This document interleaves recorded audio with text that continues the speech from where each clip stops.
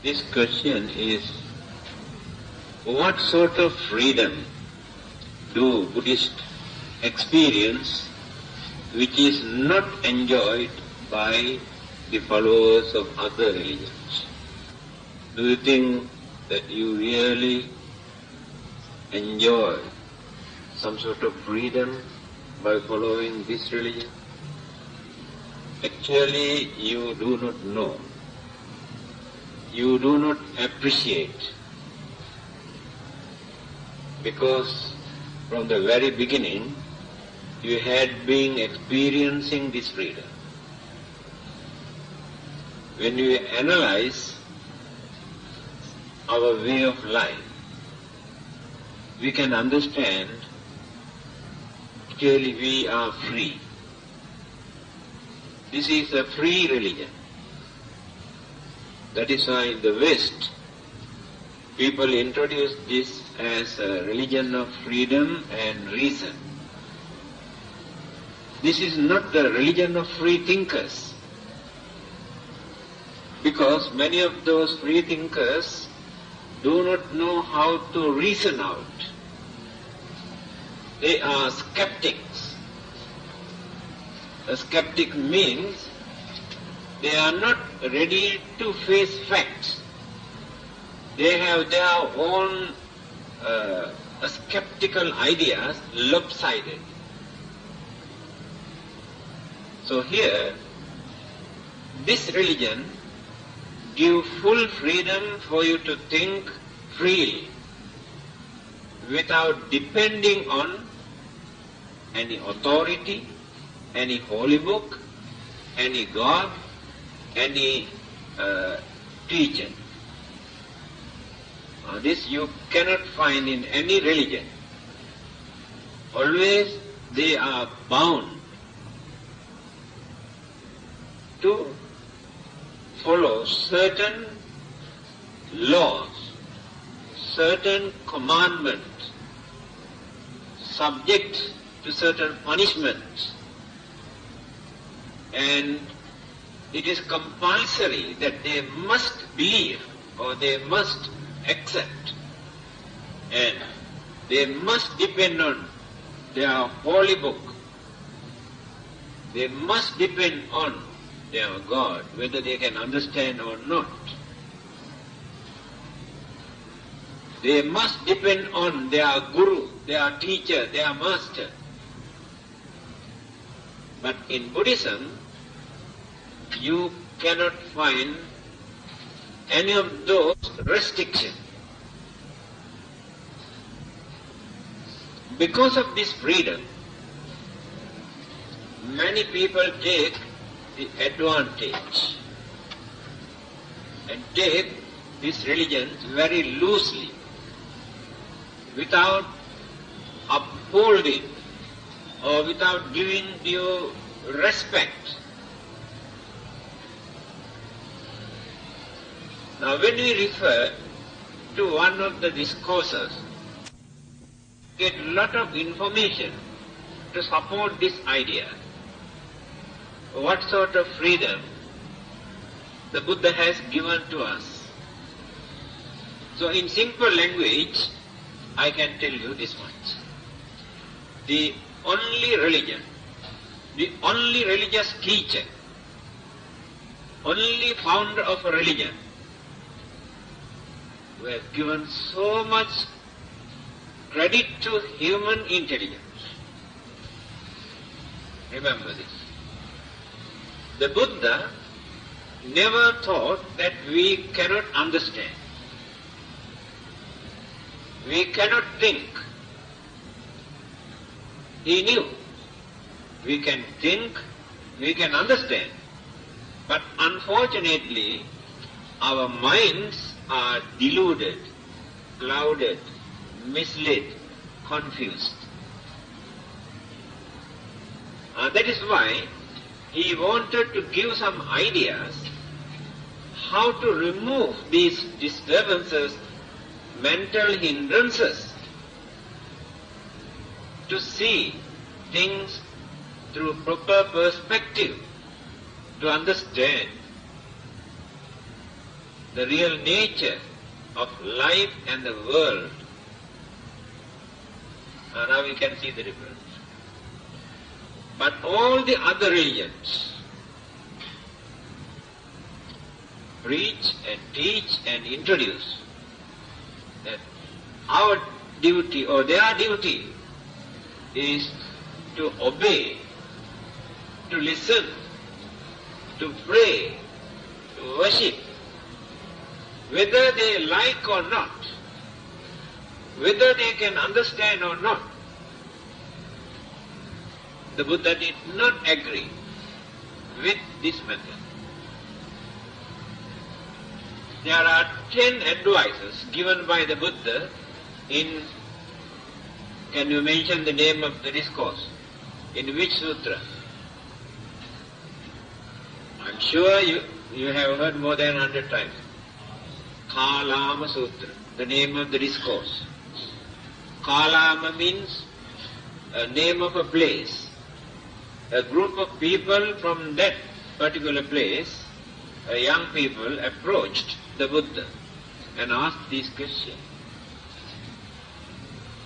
There are many religions, and all these existing religions challenge with each other, try to glorify that their particular religion is the true religion. Therefore we are confused. We cannot understand. Even today, here in this country, we are facing the same problem. Still you do not know which religion is the correct religion. So came and asked the Buddha's advice.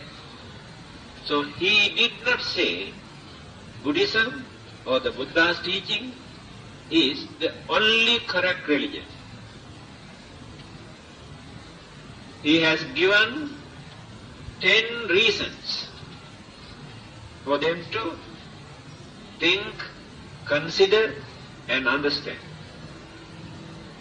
After that, they can understand which is the true religion. Now this is the Buddha's method. Some of those advices very clearly reveal the attitude of the Buddha towards all the existing religions and belief and practices and traditions and cultures and everything. What is the Buddha's attitude? Or what is the Buddhist attitude?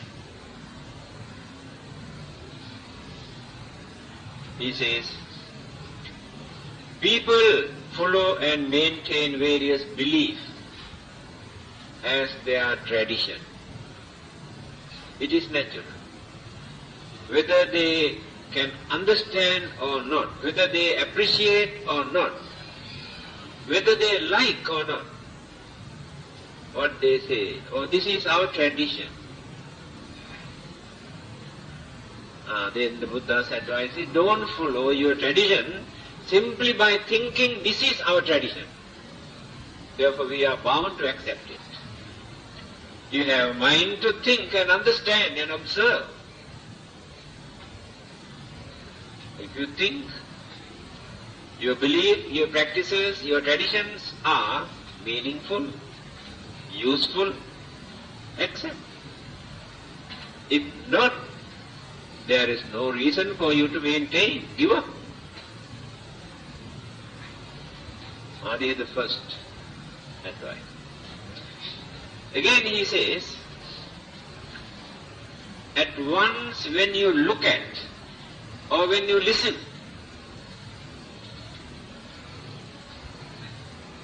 certain belief or certain information creates some sort of inspiration, emotional satisfaction in your mind at once. Then you think, oh, this is true. But you never studied, you have never given a chance for mind to consider, to observe. So whatever we accept by using our mere emotion, later we will come to know that it is a very temporary emotional satisfaction, but there is no truth. So he advises us not to accept at once anything. Then he says, don't accept any religion, any teaching, having seen that the majority, either in this country or in this world, follow this religion. Therefore, this must be the correct religion.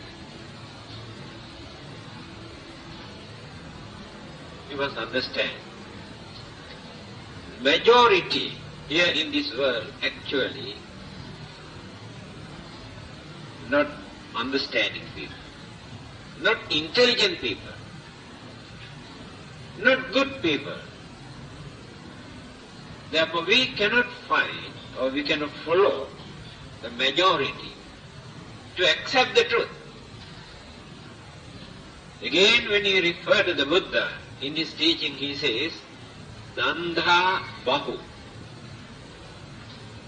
Amongst those human beings in this world, there are more foolish people, more blindfolded. Very few can understand the truth. Therefore, we should not follow the majority. This majority business we started after this democracy, politics, majority vote.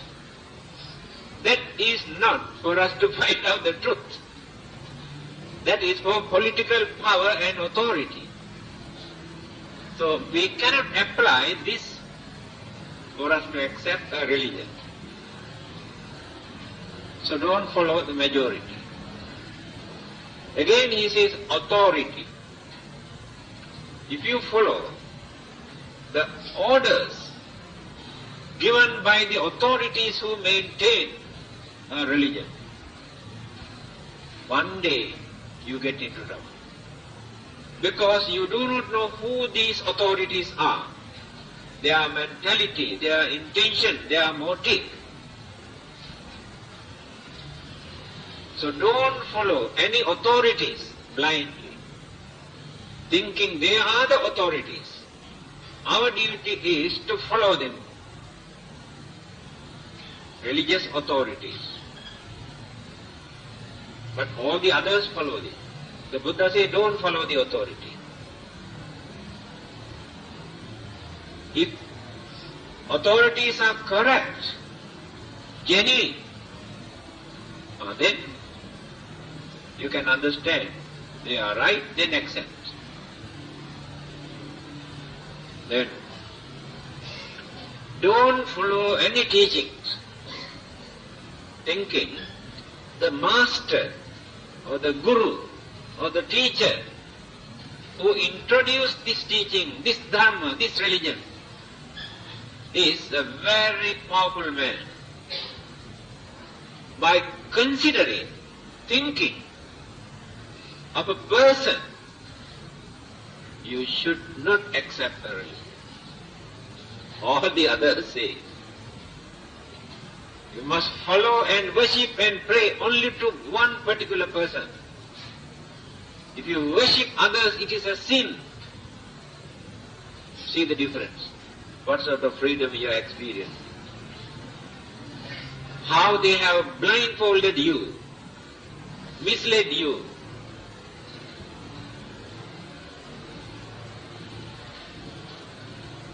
Very clearly he has mentioned,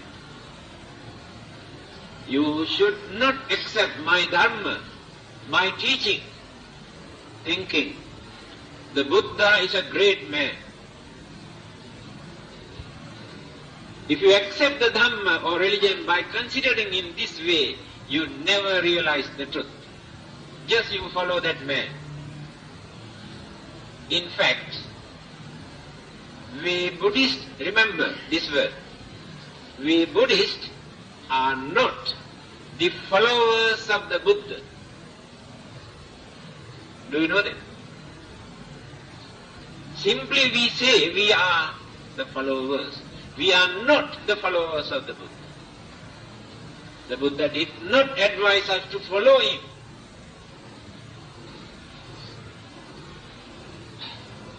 His advice is,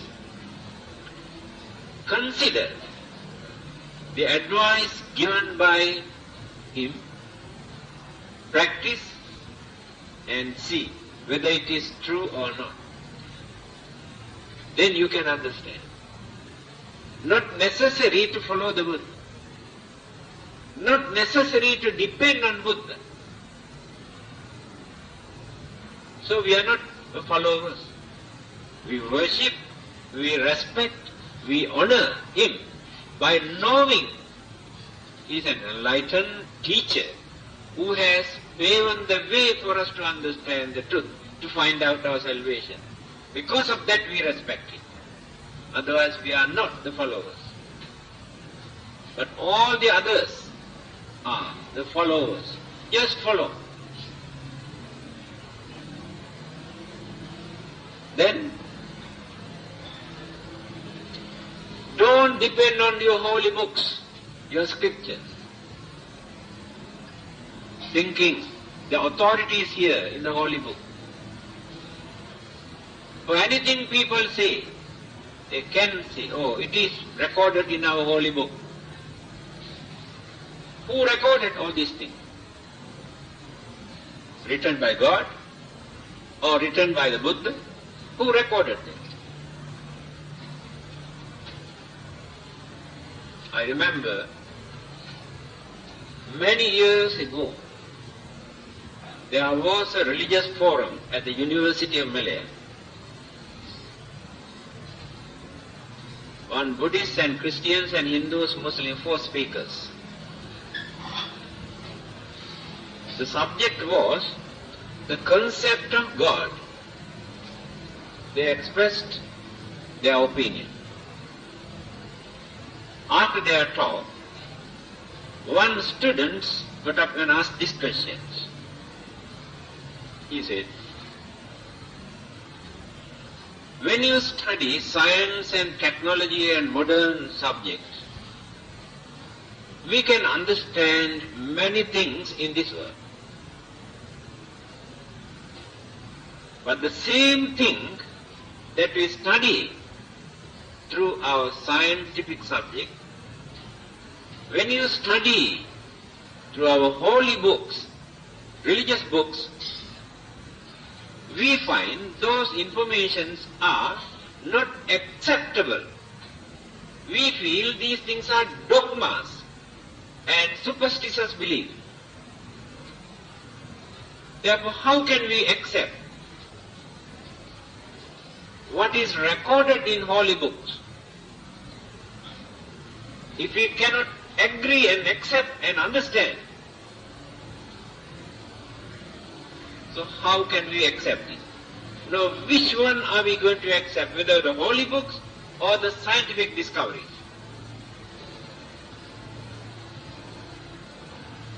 Now, these are terrible questions.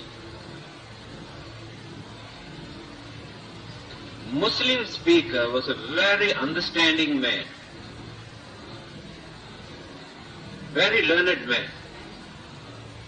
He gave the answer. Unexpected answer he has given. I was there. He said, of course, according to their belief, definitely God has given a message to a man. We cannot deny this. Assume it is true. After that, he conveyed this message to others. God appeared and revealed all these things to me. Then he started to reveal one by one. These are the commandments, these are the principles, these are the duties to others. Later, people started to write these things in their book and introduce as holy books. And how do we know? When they started to write, whether they have written the same message given by the God, whether they have recorded what they could understand, whether they have distorted, misinterpreted, how do we know? This is the nature of holy book. So, this answer is an excellent answer for all the others also who depend on their holy books. But earlier, the Buddha has given this warning. See, more than 2,500 years ago, he said, don't depend on any holy books. People can write anything. Later they introduce as divine message came down from heaven but recorded by a man. Another thing, if the God really want to convey a message to the whole mankind, why does he choose only one man, also secretly? What is the secret there? It is not a secret message. A message for the whole mankind. What is the difficulty for him to announce so that all of us can hear? There is no reason to find out one man, and we cannot understand that he is the only man who can understand this message.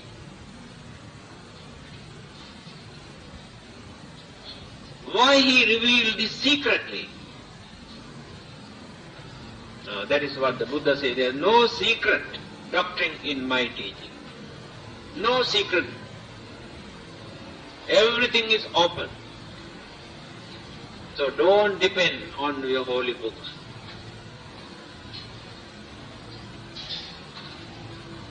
I respect Mr. Nehru, the former Prime Minister of India. Very highly intellectual, intelligent man. He says, when we are going to introduce a religion, we must try to avoid three things. If we use one of these three weapons, people may accept a religion but never realize the truth. First thing, don't use your holy book. Allow people to use their common sense and understanding. If you depend on your holy book, they think it is true, although they cannot understand. No realization, no understanding. Second advice is, if you want to introduce a religion, don't talk about the next line. That is a very good weapon for all these religionists to introduce religion. Bring these two things, heaven and hell. Next line. Ask them to withdraw these two and talk about religion. Nothing to talk about religion. By using the word heaven, they create temptation, but no understanding, no truth, no realization. By talking about hell, they create fear in your mind. Because of that fear, you accept something, but no understanding. No real religious value. You accept heaven because of your greed, your craving. You are scared of hell because of fear created in your mind. There is no religion. That is not religion. So without talking about next life, that there will be another life, hereafter you can enjoy your life, you can have immortal, eternal, wonderful life. It's more or less like bribery. That is not the way to introduce a religion. That is not the purpose of a religion.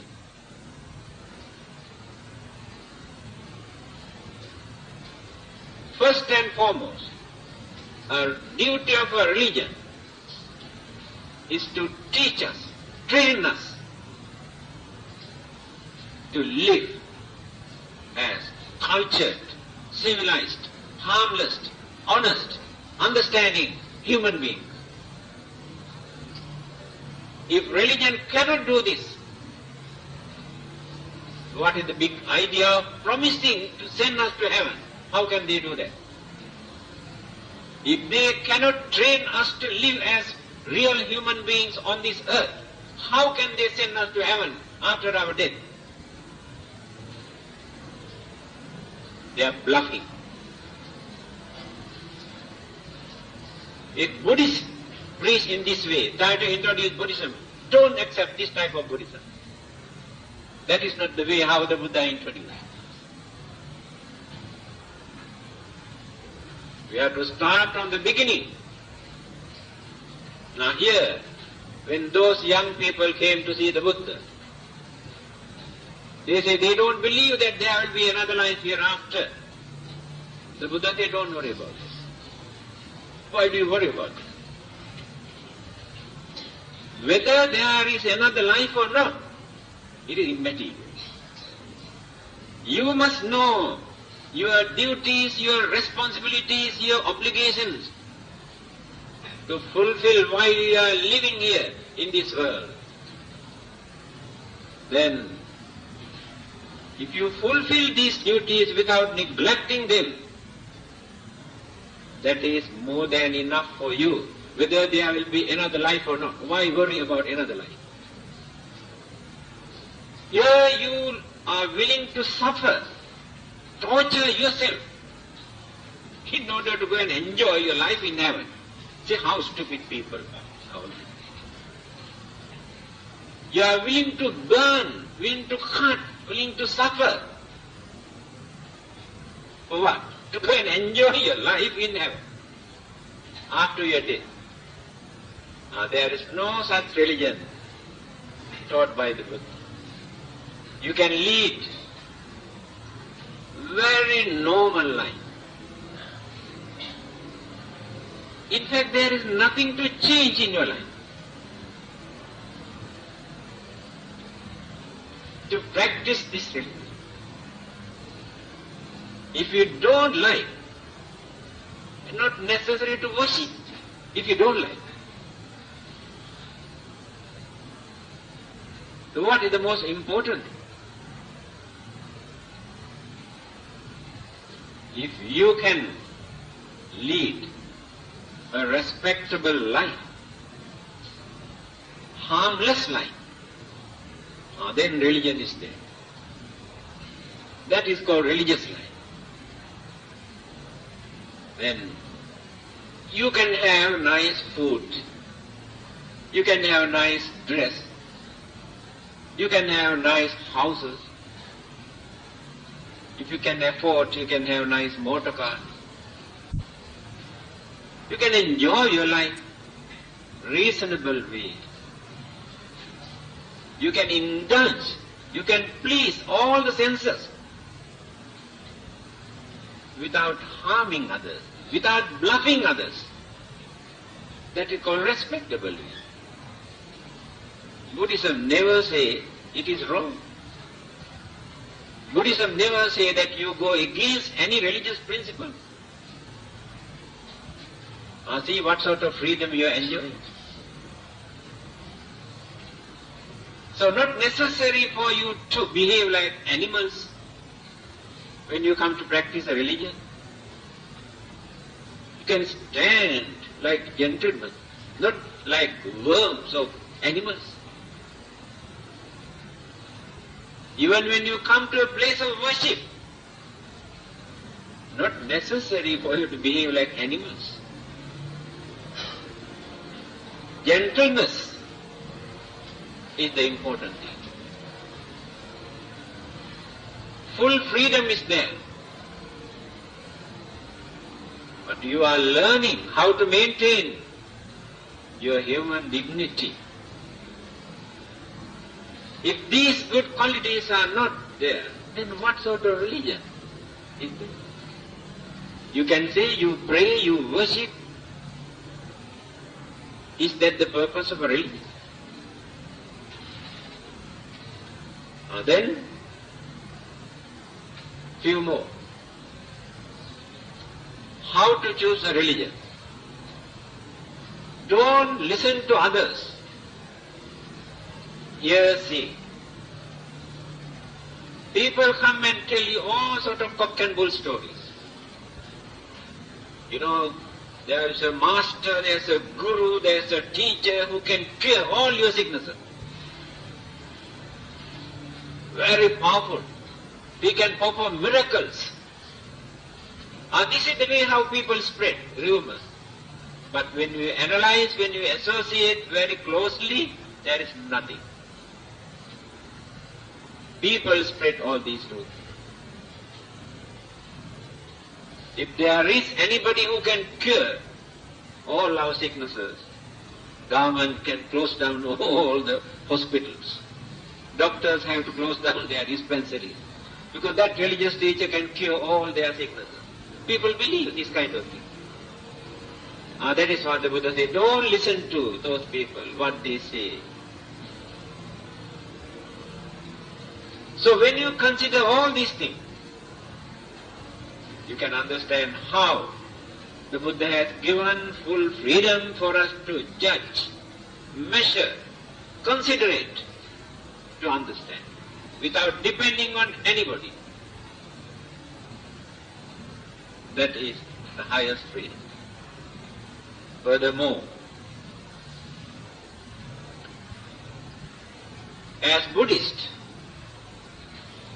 we never believe that we must be baptized in order to wash away the sins committed by us. We are not sinners. But everybody in this world, almost every day, they are committing sins.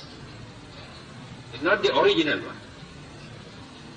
Every day they are committing sins. By using their mind, using their word, using their physical body. In that case, all are sinners.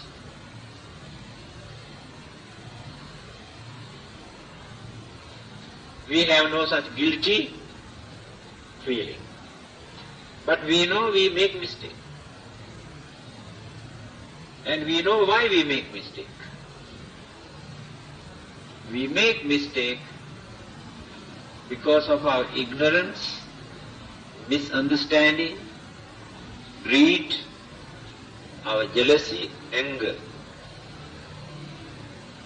We are not influenced by a devil or God to commit all these evil. Our own natural evil forces. So religion is for us to practice, to reduce, to minimize, to eradicate those evil forces from the mind by knowing the nature of our mind. Again, when we come to worldly life, now let us take marriage. Certain religions preach that each and every person must get married. Because the purpose of creation, man and woman in this world, is to produce. If they don't produce, they go against the will of God.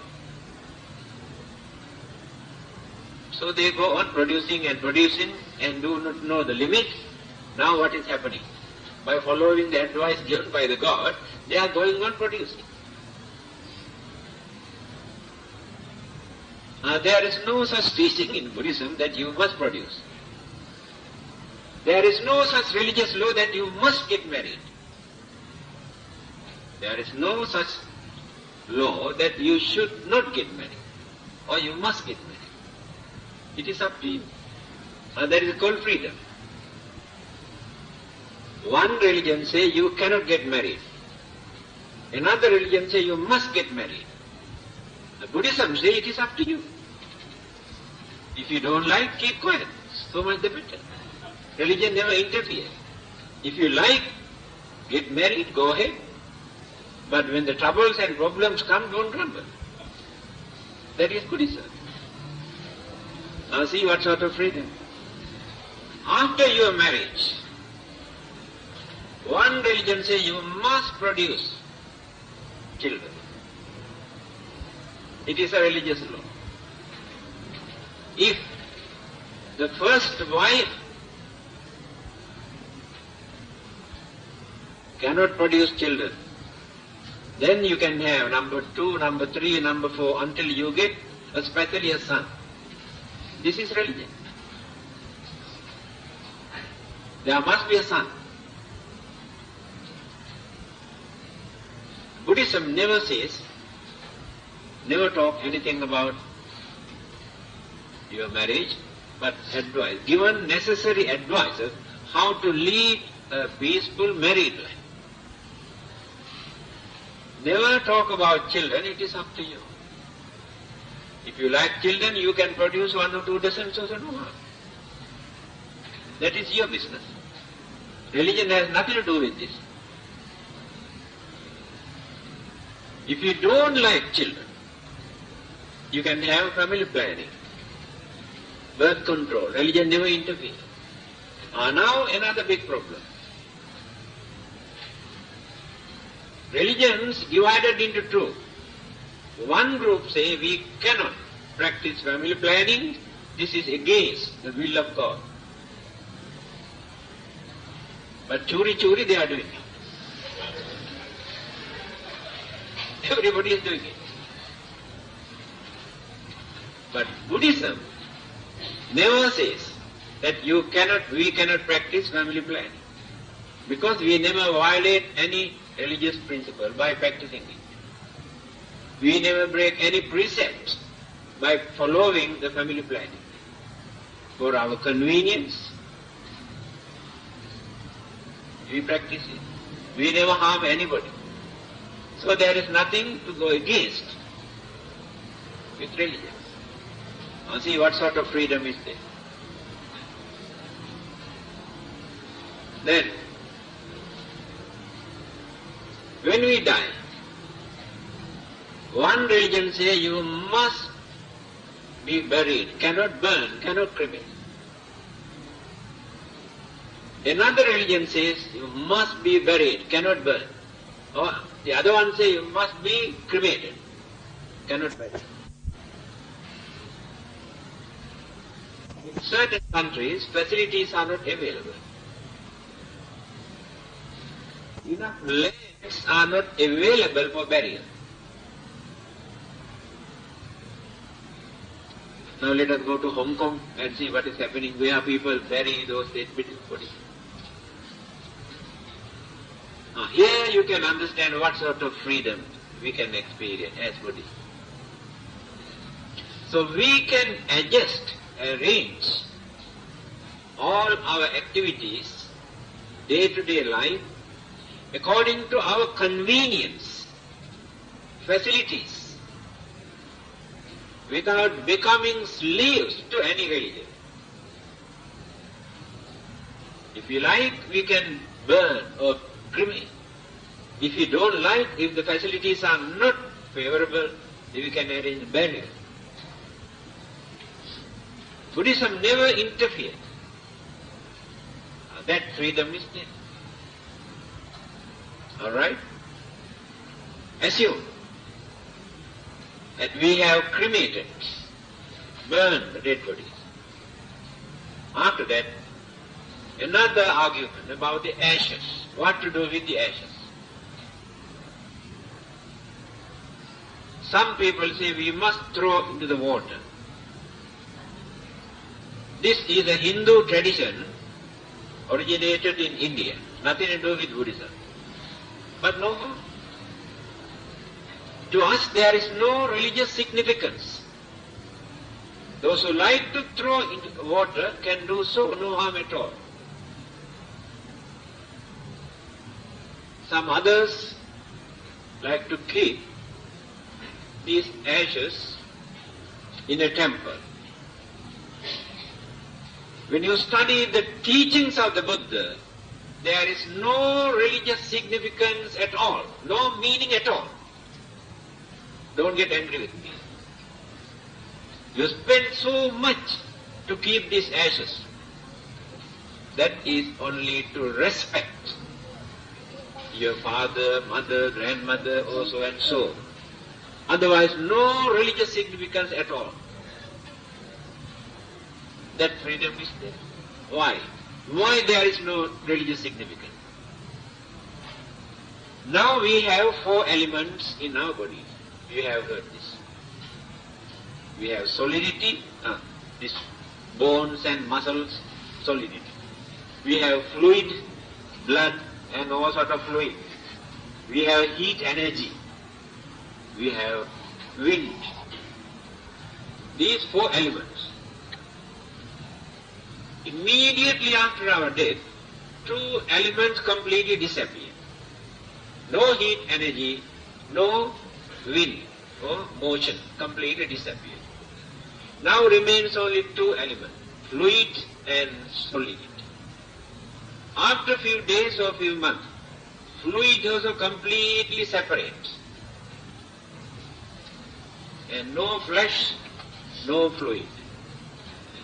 Only solidity remains, bones remain. So after burning, when you collect the ashes, remains only solidity. There is no life. There is no soul. There is no spirit. There is nothing. Only one element. But we regard this is our father, this is our mother, this is our husband, this is our child, this is our feeling, inner feeling. Because of this feeling, we would like to place these ashes in a place to respect, no harm at all. Very good, to show your gratitude, but no religious meaning at all. By worshipping and praying and offering to these ashes, you cannot send him to heaven. Remember this. If the departed person is in hell, you cannot release that person just because you go and worship to these ashes. So freedom here means this understanding. Not to become slaves to any of those traditional beliefs. You must know why and how and when people started all these things, due to various other reasons. Again, after our death, many people believe either heaven or hell. In between there is nothing. But Buddhism never teaches this. Not only heavens and hell. Heaven means enjoyable life. Hell means suffering, miserable life. This is the way how Buddha has introduced heaven and hell. So there are various forms of living beings, not confined only to heaven and hell. So it is up to us. to mold, to adjust our way of life, to divert, to direct this way of life without allowing this life get into unfortunate state. This is the duty of religion. Pave the way. But there is nobody to carry us, to take us. Either the Buddha or Bodhisattvas or Devas or Brahmas or God. No one can carry us there. So we are responsible. There is nobody else who can take the responsibilities of our life. We are talking about life.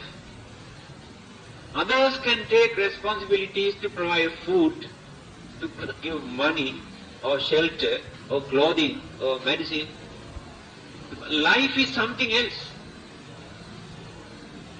Life is the energy. So I am responsible for my life. Another person cannot adjust, cannot change my life. But others can provide, create either a very bad atmosphere or very favorable atmosphere by watching or observing or listening or seeing or experiencing this environment. The way how we handle our mental attitudes, we create either mental pollution or mental purity. Our religion is there. So we change our way of life according to that mental attitude. So you cannot change my way of life. I cannot change your way of life. But I can provide more than enough materials for you, either to pollute your mind or to maintain some sort of peace in your mind. But you are doing that. That pollutions and purity created by you, not by me. I cannot create this. Now I can scold you by using dirty words. I have created a very bad atmosphere. And if you have not learned how to guard your mind at that time, then you pollute the purity of your mind. Then you get angry. That anger is not created by me. I cannot create anger in your mind. You create anger in your mind by listening to my words. If you have learned the advice given by the Buddha how to behave at that time, to guard your mind, I cannot create anger in your mind. I cannot disturb your mind. Selo yatta ek ghano vatena nasamirati. Evan ninda apasansa nasaminjeye pandita. Hear that right. When we train our mind through our understanding, our mind becomes a solid rock. Vatena nasamirati. The wind and storm cannot shake that rock. Evam ninda pasansasi. In the same way, when people start to abuse and scold and accuse and humiliate, or praise and appreciate, a man who has developed his mind remains calm, just like a solid rock. That is called the development of the mind. So we are learning to strengthen our mind, to face. We know all these things through our five senses. Every minute we experience very unpleasant feeling. Because of this unpleasant feeling that we gain through the senses, we disturb the poor mind. We do that. So another person cannot do that. So the freedom that we experience by practicing this religion is we have learned to give full freedom for our mind to think unbiasedly, without depending on the person, without depending on authorities, without depending on holy books, without depending on laws, without depending on punishment or reward. Complete freedom. Then we are at liberty to divert our way of life according to our wish, according to our will, according to our attachment, according to our aspiration. Remember this. Another person cannot change this.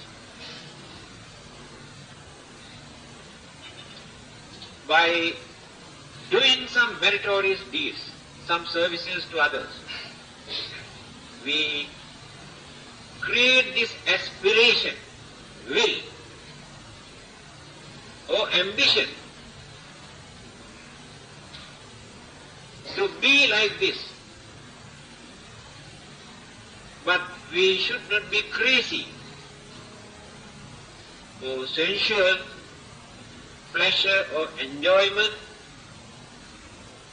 then pollute the purity of the services. When you do some service to others with good intention, you feel very happy, thinking that you could manage to relieve their suffering. The happiness that you create in your mind is the merit. But your ignorance pollutes this happiness. What is that ignorance? You pray, you aspire by thinking, or by the power of this merit, by the virtues of this merit, may I get the chance to go and enjoy my life in heaven. Polluted the purity of the happiness. You imbue your craving into that happiness. If you can maintain that happiness without mixing, without polluting with craving, this happiness you can cultivate and develop and shift over to the spiritual development. Not toward the worldly way of life, but toward the spiritual development. How come? By gaining this happiness, you experience some sort of relief in your mind. You gain some inspiration, and you gain more courage and devotion and confidence. All are good mental attitude, good qualities. If you develop your craving to enjoy only worldly life, sensual pleasure,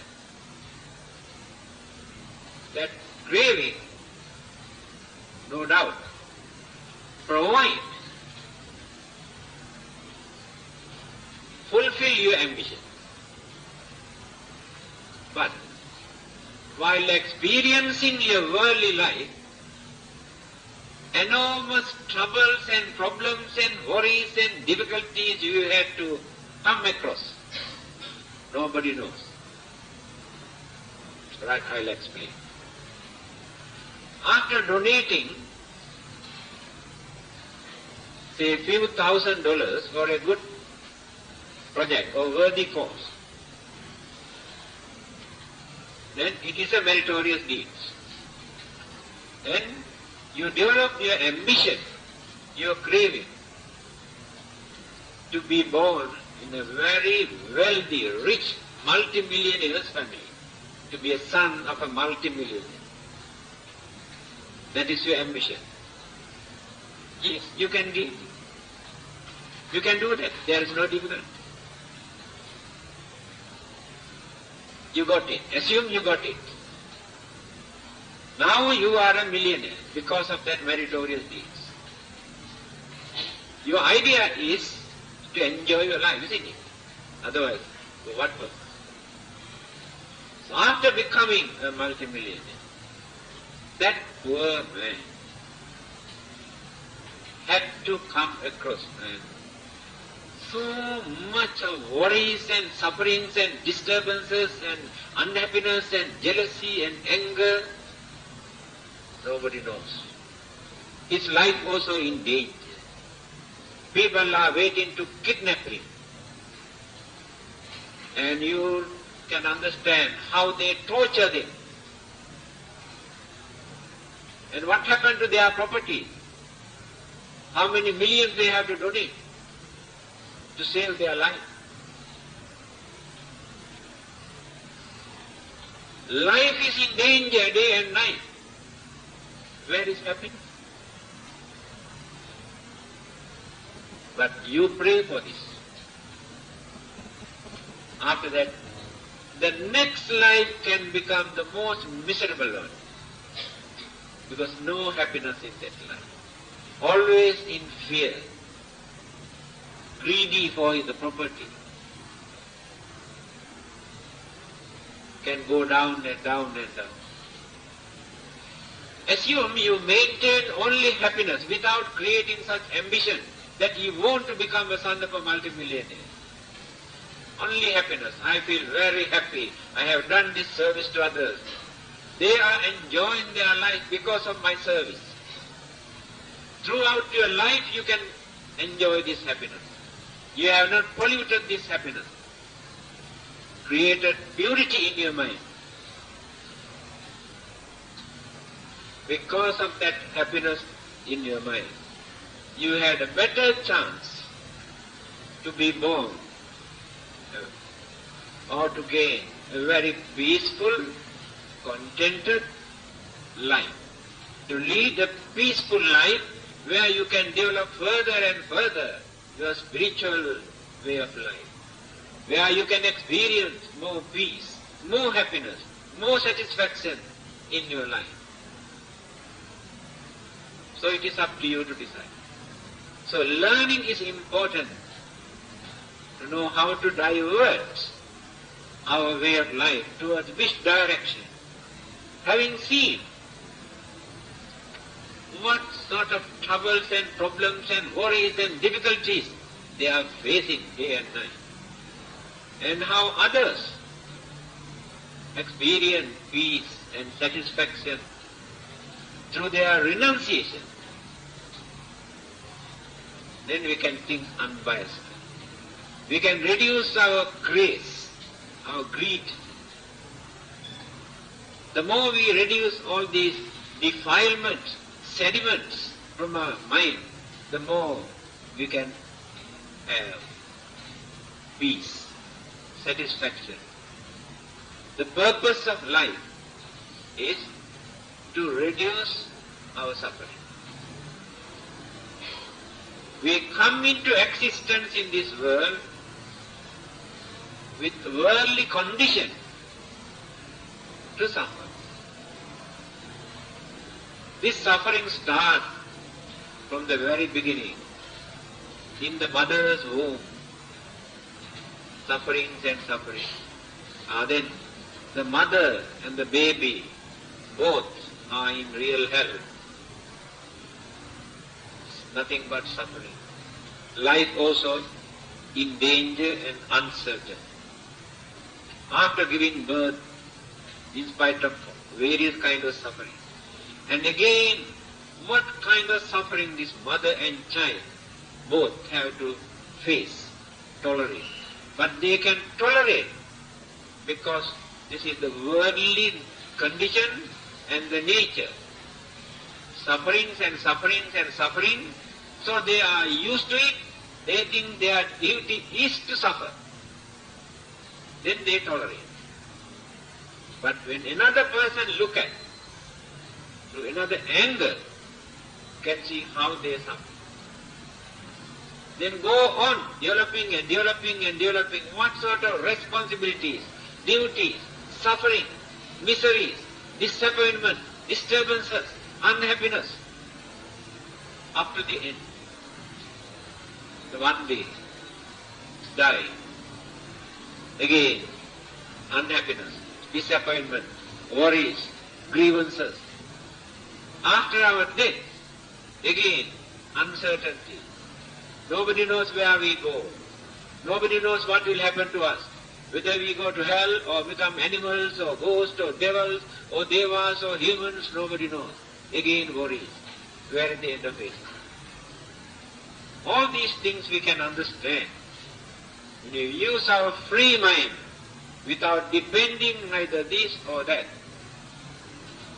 But we are learning how to direct, how to divert, how to handle this life.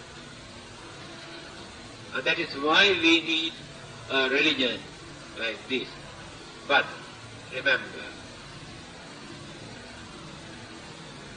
man is not for religion. Religion is for man. Man should not suffer because of religion.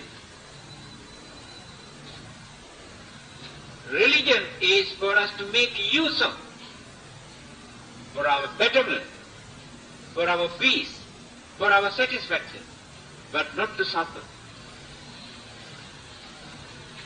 The way how people handle their religion, through their selfishness, greed, they create more suffering, more problems, more misunderstanding, more anger, jealousy, polluted human mind, completely polluted religion. So, no freedom. They are more or less prisoners in their religious jail. They cannot do many things, although they are harmless. Others can see they are harmless, but religious authorities say you cannot. No freedom at all. But in Buddhism, we are not prisoners of the Buddhist jail. We have full freedom. In many other places of worship, even men and women cannot sit together, they must separate. But here we have no such problem. That freedom is there. You can sit down anywhere, wherever you like. In certain places of worship, women must cover their faces, hide. We have no such problem. In certain places of worship for nearly 2,000 years, women were not allowed to enter any places of worship.